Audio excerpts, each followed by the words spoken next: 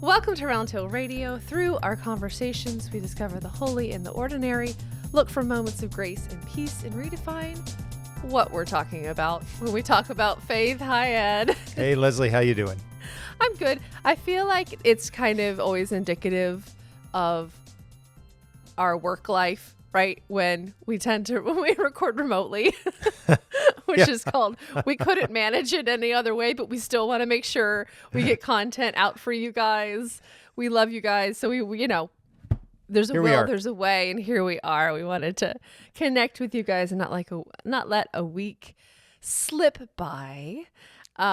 So because especially we have something very exciting launching this week, don't we, Ed? We do. We've been preparing for it and gearing up for it and writing about it and talking about it for a while. I was telling the choir about it on Sunday, and I was like, I feel like it's like a second baby. I feel like I've birthed another baby. This feels like it has been cooking for a really long time, and it feels almost surreal now to be launching it. So we are launching our new worship series 52 for the journey. And as part of it, we have made it an accessible to anyone and everyone. Here is the version that you will get if you are a local friend.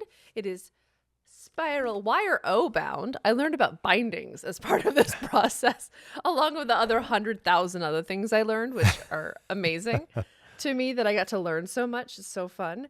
This one's wire O bound. It is actually a dark navy, which I'm kind of proud of. I enjoy that very much. So 52 for the journey. This is for our video people can see it, or I'll describe it for our audio listeners. It is our guidebook and journal. It's a nice hefty book, and in it you will see the story behind how we came up with it. I hear Dot in the background. Hi, Dot. Yeah, we're in our natural environments here. So. I love it. And so the first big page you see is that you are invited on a journey of a lifetime, which I think encapsulates really the scope of what we're trying to explore with this. Do you want to tell the people about the Shackleton expedition and how that gave you the core of the idea for this? Yeah, and then I'll talk through the book some more. All right, sounds good. Well, I actually have to say that it was probably more than 28 years ago that I first came across a book called Endurance by Alfred Lansing.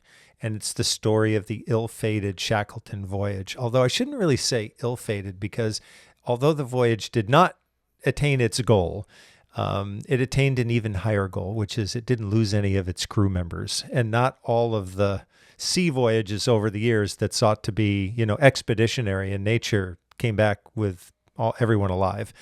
Ernest Shackleton was an extraordinary explorer, and he had a dream. He had many dreams of different kinds of journeys he wanted to make across the face of the earth, and he had experienced some major disappointments in his life. So he came up with an even bigger dream, and that was to be the first person to cross the continent of Antarctica on foot. So not just to reach the South Pole, but to pass it and to go all the way out to the other side. So the idea, of course, was to get to one side of the continent with his crew members, and then they would take a portion of them would then begin the walk. But they never even got close to their starting point because their ship was locked in an ice floe.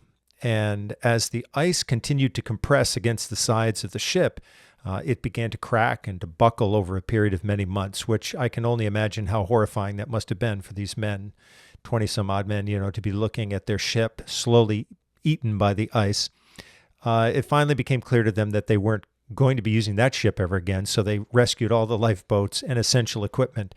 One of the objects that had come with them on the journey was a ship's Bible, which I think was a fairly significant size, and I think it had been inscribed by the Queen, and it was a gift to them for their voyage. But I think that at least some of the crew members wanted to bring the Bible, and it wasn't going to fit in the lifeboat along with everything else. And so Shackleton tore some pages from the Bible, passage from the book of Job, as it turns out, I think Psalm 23 and a few others, and that's what he took.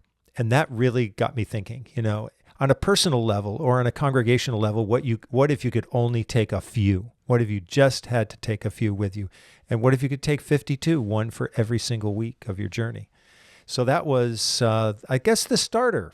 We must have talked about that, and that kind of captured our imaginations, and it's back to you now. Yeah, no, I love it. And yeah, it's like what's the essential stories to our Right. faith, right? Because like Yeah. 52 is both a really big but also a really small number, Mm-hmm. right? Like Mm-hmm. it's we have 52 weeks in a year. That's a substantial number. But then when you're trying to narrow down the library of stories Right. that's in the Bible, I think you had to be really brutal when it came to weeding through, because this was also like a community project, Yes. narrowing it down, right? Can you Right. speak a little bit about that? Yeah, I think that was, an idea we had early on, that we didn't want to just choose these ourselves. We wanted to see what the community thought. So we had some wonderful suggestions from our congregation, and fully a third, if not more, of the stories come from those in the congregation who made their suggestions. Mm-hmm. And I did think, as a part of this, it would be really interesting if, for example, a church in another country did the same exercise. What 52 would they choose? I mean, Yeah. there's so many ways of thinking about this. So that's how we engaged the participation of the congregation, which also then wound up getting us involved in all sorts of interesting copyright issues, because we wanted to include a certain number of passages, obviously, from versions that we know and understand. Well, that turned out to be a little trickier than we thought it was going to be, but it was good in the sense that it forced us, right, to use versions we would not have used otherwise. And that was a great learning. Well, I shouldn't say that was a great learning experience, because I didn't bear the brunt of having to negotiate all of that challenge. But anyway. We made it happen. Add it to the list of things we learned was the copyright restrictions on Bibles, which is totally fine. So you'll actually see right at the beginning our legend and all the copyright information. So we have 5 different versions we're using. We're using the New Revised Standard, which is the one we use on Sunday mornings, the King James, the New International, the Common English Bible, and the English Standard versions. So there's, as you go through the book, each scripture lesson, each scripture story is marked with what version it is at the bottom. It's done in, initials.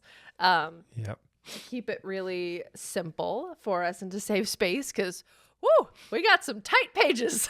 Yeah. So I'll turn to page 1, or week 1. So one thing we were intentional about doing was trying to future-proof this a little bit.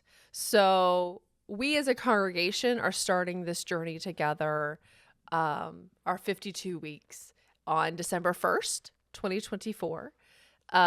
But we did not want it to be so short-lived or so potentially limiting to anybody. So you can start this any week, anytime. If you grab a copy and have it sitting in your nightstand drawer and then pick it up in 6 months, you're totally fine. And you can start anywhere. I don't think there's necessarily a chronology to this. I'm pretending that's a word. So it is marked with week 1. And then on the left-hand page, you'll see our scripture. You'll see some fun art, and then the scripture lesson. And then there's always a question on the second page. So each week is a spread. And there's a question for each week to just get your ideas flowing. If you're like me, I am not a natural journaling person. I think I've probably tried to start journaling about 15 different times in my life. And I just never, it's just not something that I find helpful, or I think I get too in my head about it and get too self-critical. So as that, I'm really excited to have something to answer and something to start me thinking, and I'm thinking about this. That being said, if that question is not connecting with you that week, skip it. Draw a picture, do some doodles, write out short thoughts, make it about your week, whatever. This space is for you. This book is for you. However it can serve you, we are happy for it to be used. So each week is like that. So there are 52 of them. There's actually a secret. There's 53, but we're not going to talk about that. Bonus. And then, Bonus. It actually says bonus on that week. And then in the back, you'll see in a burgundy brown and with a yellow insert, we added some even more bonus pages for like special holidays and holy days. We have Maundy Thursday, Easter, Ash Wednesday, and other specialty days like that for you guys to give yourself an opportunity to honor those in your own private contemplation.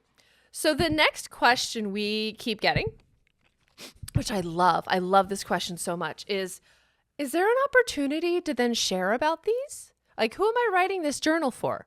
Mm-hmm. And my first answer was, well, you're writing it for yourself, first off, which is great. Write Audience it for of one. you want. Audience of one. That being said, we are creating a couple different ways to share and connect. And the one I'm particularly excited about is because it's for you guys, our online community. And that is Ed / maybe me. I don't think we've decided if I'm going to be on it or not, which is fine. Every Wednesday, beginning November 27th, we're going to have an Instagram live where Ed will go over the scripture of the week, starting with week 1. So this will help keep you tracked with what we're doing. And then just chat about the question for a little while. It'll be no longer than a podcast. And I think it's going to be a really fun time to start the ideas flowing. It will be sort of anticipating the week, right? So if week 1 is December 1st, we're starting the Wednesday before, looking at the scripture, thinking about it, so that if you are seeing it in church, you can also have some thoughts to sort of share, and then we can hear Ed's thoughts in the online and in-person services. I think it's going to be, I'm excited about that. We did a live. Even I'm excited about it. Are you? Yay. That's saying something. No kidding. Because we did lunchtime live, which feels like a million years ago, which was a YouTube live stream. And this is going to be like way more casual than that. Yeah. Not that was particularly formal, but that was like in the studio and it was us and it was on YouTube. This is going to be much more casual, and we'll see where Ed pops up from each week. Could surprise you. Where's Waldo? So fun. Where's Waldo? Where's Ed today?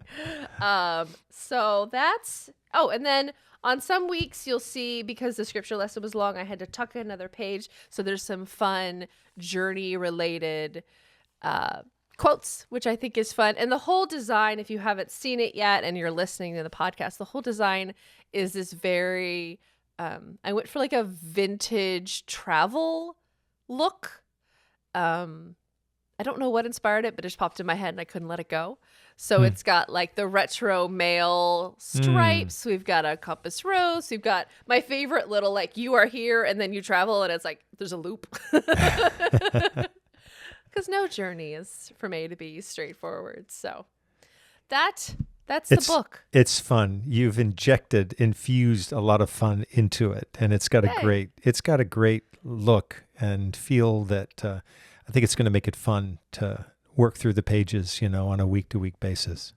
I think so. We made sure that the inside paper is really heavy duty. It is uncoated, so it will be nice to write on. It is actually fountain pen tested and actually doesn't do too bad with feathering, which I tested it myself with my fountain pen. So it worked out very nicely. So if you are a pen enthusiast, like we are, because we're nerds, it is a pleasing writing experience, because that matters. Can't wait to get started with it. If no one else. I know, me too. I'm really excited about it. I've got my little grubby copy here already. It's already a little bent and worn. Good. I'm going to put Post-it notes. I'm going to do all the things you were saying on Sunday. And I loved it that part of what we were inspired by was Indiana Jones's, the book from, what is it? Raiders of the Lost Ark? No. Or was it the other? No, it's the whole Grail one. That's right. So which one's that? Oh, The Last Crusade. That's the one. So we were inspired by his journal, which is like leather and worn, and there's like, stuff drawn all over it. So Old school. This is not to be held super preciously. This is to be, I would be delighted if by the end they look super ratty. Because that just makes me feel like they have been used. They've been in your backpack. They've been in your briefcase. They've been in your purse. They've been in your car, riding around. It would be an honor for something we made to be used and mildly abused. It's all good. Well worn, but not worn out. There you go. I like that very much. So it is our gift to you. If you are local, you can swing by the building and pick one up. If you are not local, I did find a way to get it to you guys. So Amazon has a thing called print on demand. And so what it is a feature where you order it and they will print you one. It is just as simple as that. It means that we don't have to hold stock, which can be super expensive, and we don't have to handle shipping, which can be super expensive. And as you probably know, we are a small but mighty staff team, and that was beyond our bandwidth. So Amazon will print it for you. It will be more of a paper-bound book. I don't think I have one here in my stack of Oh, I do. Hold on. I do indeed. Of course you do. Of course. I have a stack of them over here. I have to make sure I use the right one. So it roughly looks like this without the Sharpie markings on it from me. So yours will look more like this with a simple paper binding. And that is for sale on Amazon because of capitalism. So they will handle all of that for you and they will ship it right to your door. And we will include the link for that in the video description. And there's also a link on our website, roundtailradio.org and roundtailcommunitychurch.org. You can get them either place. So that's my sales pitch for that. Well done. Thank well you. done. I'm looking at this draft. This is a really old draft. It doesn't even have the right thing on the back. Oh. It's really, really old. We had a lot of test prints on this. Oh my gosh. It's been fun. It's so neat to have something that we have talked about for so long and dreamed about and schemed about and hoped for and have it like in my grumpy little hands and know that. But the thing is to know that you guys are going to be holding it and like interacting with it is so exciting. It's so cool. I think it's the neatest thing. Well, I know that, talking with people about it, they've been struck by the uniqueness of it. And I have to say that I haven't really come across this idea that in a way that I can remember from before. And I think the idea of just, a network of people, reading it together, thinking about the themes. And I think that during the course of the year, we may have some, irate participants who say, how could you not have included such and such a story? But I would love to hear that, and why should we have included that story? And that can be part of the growth and development of this as well. And we can make some, inclusive references from time to time as we get comments like that. Say, here's a story that we didn't include, but let's put it in conversation with one that we did. So that could be fun. I love that. That's a great idea. Yeah, we really, the dream for me for this is for you guys to interact with it and interact with us as much as you want. Like you said, what scriptures were you hoping to see in there? Which scripture are you reading? And you're like, this to me is not essential. Yeah, right. I could have forgotten this one, guys, which I think is such an interesting perspective. So we love hearing your perspective. Please join us on the Instagram lives every Wednesday at 11 Eastern. They'll pop up. Make sure you're following Roundtail Community Church for that. We're going to put it on our main Instagram channel. So make sure you're following at Roundtail Community Church. And I will probably, I'm assuming you're all already following Roundtail Radio, but I will probably make sure to do it through that channel too. So we'll get them covered. But please do join us for that every Wednesday at 11 Eastern. I think it's going to be a really fun time to connect and think and, get those different perspectives and have some really positive conversation. Yeah, indeed. Looking forward to it. Me too. So we are excited for you to join us on this journey of a lifetime. And thank you so much for listening. Round Hill Radio is brought to you by the friends and members of Round Hill Community Church. For more information, please visit roundhillradio.org.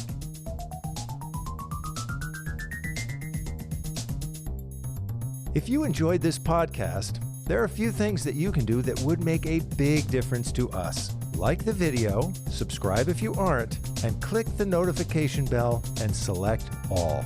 Thank you.